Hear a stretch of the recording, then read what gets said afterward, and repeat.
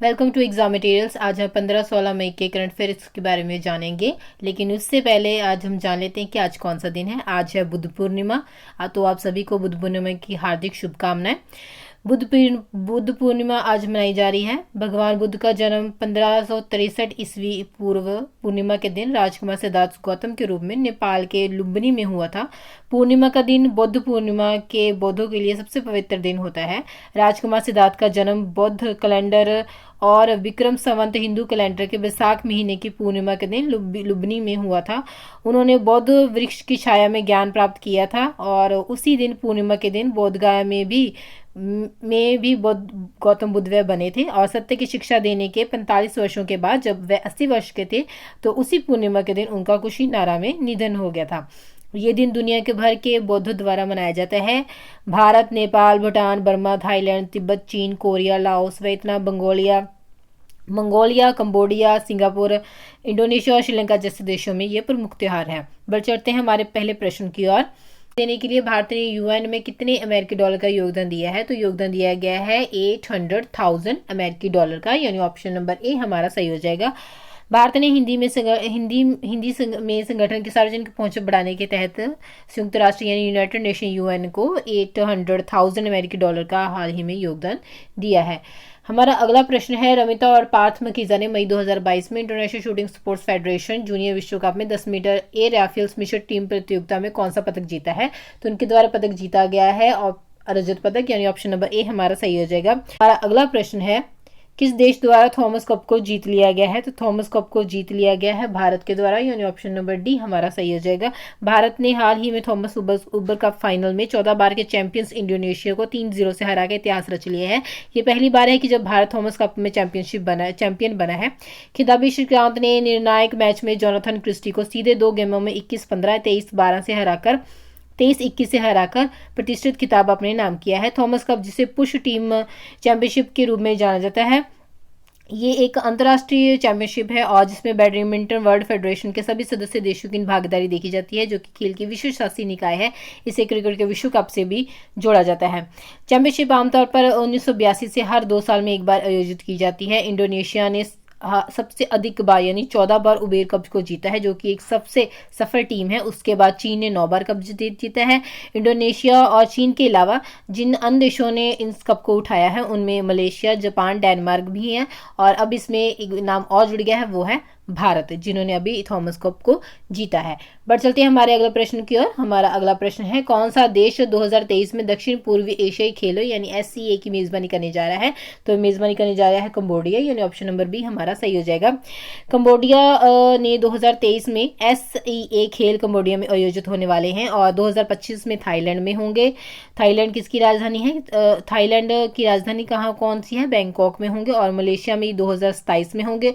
Singapore में 2029 तक ये खेल आयोजित की जाएंगे।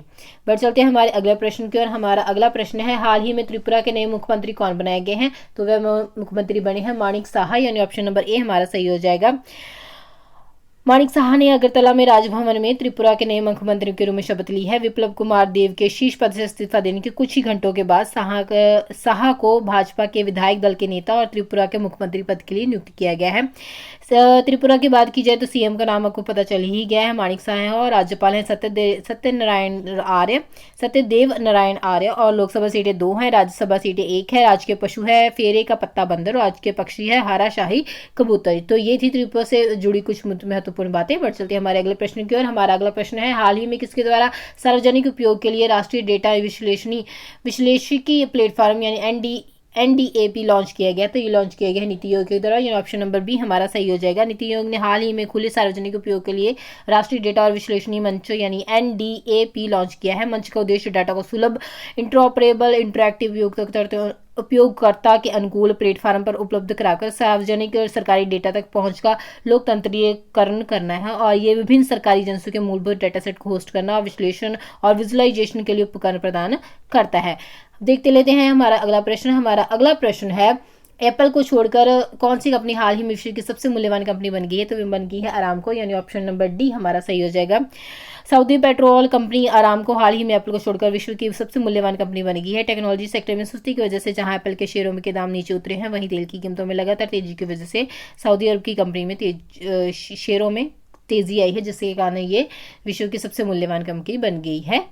हमारा अगला प्रश्न है, दुनिया भर में सार्वजनिक कंपनियों की फोर्ब्स की नवीनतम ग्लोबल 2000 सूची में रिलायंस इंडस्ट्रीज की रैंक क्या है? तो ये रैंक है 53, यानी ऑप्शन नंबर बी हमारा सही हो जाएगा। देख लेते हैं हमारा अगला प्रश्न।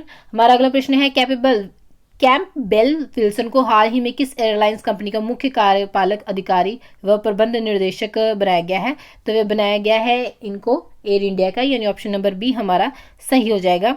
टाटा सन्स ने हाल ही में सिंगापुर एयरलाइंस की साई कंपनी स्कूट के सीईओ कैपेबल विल्सन को हाल ही में एयर इंडिया का प्रमुख कार्यपालक अधिकारी और प्रबंध निदेशक नियुक्त किया है। वह पूर्ण सेवा एयरलाइन के अलावा किफायती सेवाएं देने वाली विमान कंपनियों में भी ये अध्यक्ष पद पर रह चुके हैं। बढ़ चलिए हमारे अगले प्रश्न की ओर। हमारा अगला प्रश्न है, 2022 में विश्व प्रवासी पक्षी दिवस किस दिन मनाया जाता है? तो ये मनाया जाता है 14 मई को, यानी ऑप्शन नंबर डी हमारा सही हो जाएगा।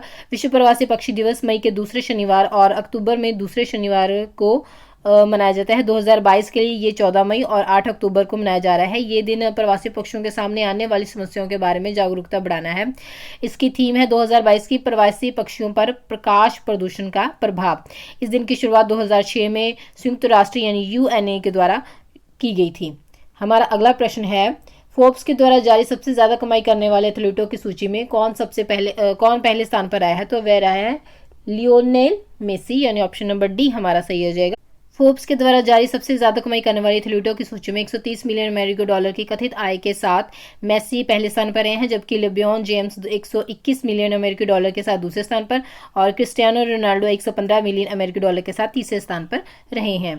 हमारा अगला प्रश्न है, भारत के राष्ट्रपति ने मई 2022 में कितने अधिवक्ताओं यानी एडवोकेट को दिल्ली उच्च न्यायालय का न्यायाधीश नियुक्त किया गया है? तो वह नियुक्त किया गया है 9, यानी ऑप्शन नंबर सी हमारा सही है। हमारे अगले प्रश्न की ओर। हमारा अगला प्रश्न है, किस राज्य के कृषि मंत्री जयप्रकाश दलाल ने चारा बिजाई योजना शुरू की है? तो योजना शुरू की गई है हरियाणा सरकार के द्वारा, यानी ऑप्शन नंबर सी हमारा सही हो जाएगा। हरियाणा के राज्य के कृषि मंत्री जयप्रकाश दलाल ने गौशालों को चारा देने और पूर्ति करने वाले किसानों को 10,000 रुपए प्रति एकड़ की विधि सहायता देने के लिए चारा बिजाई योजना शुरू की है। इस योजना के पीछे तर्क राज्य के चारे की कमी और बढ़ते आवारा मवेशियों को कवर करना है। हमारा अगला प्रश्न है, 15 मई को विश्व भर में कौन सा दिवस मनाया जाता है? तो वह दिवस मनाया जाता है विश्व परिवार दिवस, यानी ऑप्शन नंबर ए हमारा सही हो जाएगा। 15 मई को विश्व भर में विश्व परिवार दिवस मनाया जाता है। इस दिन को सेलिब्रेट करने के लिए 1996 से ही एक थीम रखी जा रही है। तो इस बार की थीम यानी 2022 की थीम है परिवार और शहरीकरण है। बढ़ चलते हैं हमारे अगले प्रश्न की ओर। हमारा अगला प्रश्न है, फर्डिनेंड बोगबॉन मार्कोस जूनियर ने हाल ही में किस देश के 2022 का राष्ट्रपति चुनाव जीता है? तो ये राष्ट्रपति का चुनाव जीता गया है फिलीपींस के द्वारा, यानी ऑप्शन नंबर डी हमारा सही हो जाएगा। फर्डिनेंड बोगबॉन मार्कोस जूनियर ने हाल ही में फिलीपींस में 2022 का राष्ट्रपति चुनाव जीता है। फर्डिनेंड मार्कोस जूनियर और लेनी ड्राबड्रो चुनाव में राष्ट्रपति और उपराष्ट्रपति के उम्मीदवार थे। दोनों उम्मीदवार ने महामारी के बाद आर्थिक सुधार करने का वादा किया है। बढ़ चलते हैं हमारे अगले प्रश्न की ओर। हमारा अगला प्रश्न है, शेख मोहम्मद बिन अल नाहियान को किस देश के राष्ट्रपति के रूप में नियुक्त किया गया है? तो नियुक्त किया गया संयुक्त अरब अमीरात यानी यूएई, यानी ऑप्शन नंबर सी हमारा सही हो जाएगा। संयुक्त अरब अमीरात की संघीय सर्वोच्च परिषद ने अबू धाबी के क्राउन प्रिंस शेख मोहम्मद बिन जायद अल नाहियान को संयुक्त अरब अमीरात के राष्ट्रपति के रूप में चुना है। उन्होंने शेख खलीफा बिन जायद अल नाहियान का स्थान लिया है, जिनका मई 2022 में निधन हो गया है। संयुक्त अरब अमीरात की बात की जाए तो इसकी राजधानी है अबू धाबी, मुद्रा है इसकी दिरहम और राष्ट्रपति आपको पता ही चल गया खलीफा बिन जायद अल नाहियान, और जिनका भी निधन हो गया था, लेकिन अब उनकी जगह पर ये आए हैं शेख मोहम्मद बिन जायद अल नाहियान और इनका राष्ट्रीय खेल है ऊंट दौड़। देख लेते हैं हमारा अगला प्रश्न। हमारा अगला प्रश्न है, किस बैंक ने हाल ही में अपना online platform trade next launch किया है? तो ये लॉन्च किया गया है यूनियन बैंक ऑफ इंडिया के द्वारा, यानी ऑप्शन नंबर डी हमारा सही हो जाएगा। यूनियन बैंक ऑफ इंडिया ने हाल ही में अपना online platform trade next launch किया है। ये कॉर्पोरेट और एमएसएमई को अपने स्थान से सभी सीमा पार निर्यात आयात लेन देन करने में सक्षम बनाता है।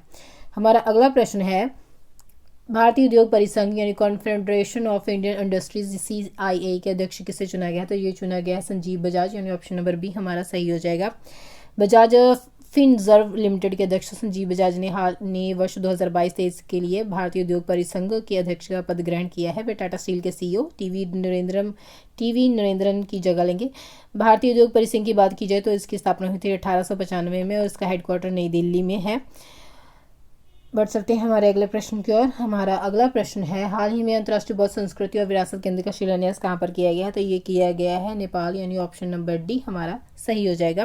प्रधानमंत्री नरेंद्र मोदी और नेपाल के प्रधानमंत्री आरटी शेर बहादुर देवबा के साथ है लुम्बिनी मठ क्षेत्र। लुम्बिनी नेपाल में इंडिया इंटरनेशनल सेंटर फॉर बौद्ध कल्चर एंड हेरिटेज के निर्माण का शिलान्यास समारोह में किया गया है। और केंद्र का निर्माण अंतर्राष्ट्रीय बौद्ध परिसंघ और नई दिल्ली द्वारा लुम्बिनी डेवलपमेंट ट्रस्ट द्वारा आईबीसी को आवंटित एक भूखंड पर आईबीसी और एलडीटी के बीच मार्च 2022 में हस्ताक्षरित एक समझौते के तहत किया जा रहा है। बढ़ सकते हैं हमारे अगले प्रश्न की ओर, जिस वीडियो का आखिरी प्रश्न है, भारतीय सेना ने किस राज्य में गरीब छात्रों के लिए कोचिंग सेंटर खोलेगी? तो वह खोलेगी मणिपुर, यानी ऑप्शन नंबर सी हमारा सही हो जाएगा। भारतीय सेना ने पूर्वोत्तर में आर्थिक रूप से कमजोर और वंचित क्षेत्रों के बच्चों को इंजीनियर और मेडिकल प्रवेश जैसे अखिल भारतीय प्रतियोगी परीक्षाओं को तैयार करने के लिए आवासीय कोचिंग ट्यूशन प्रदान करना शुरू किया है। तो फ्रेंड्स, ये थे आज के महत्वपूर्ण कुछ प्रश्न। अगर आपको वीडियो अच्छी लगी तो आप इसे लाइक और शेयर करें। अगर आप चैनल पर नए हैं तो चैनल को सब्सक्राइब जरूर करें। वीडियो को देखते रहने के लिए धन्यवाद।